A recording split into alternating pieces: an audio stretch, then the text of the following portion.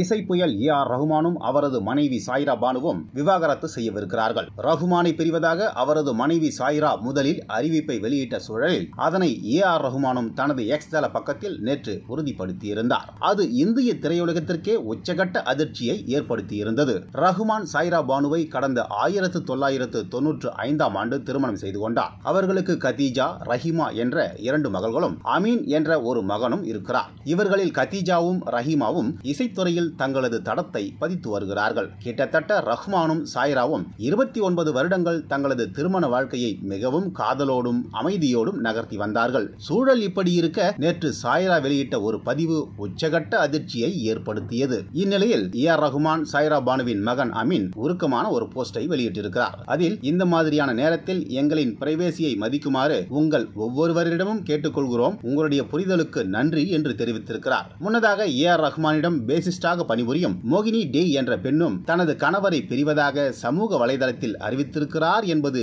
குறிப்பிடத்தக்கது.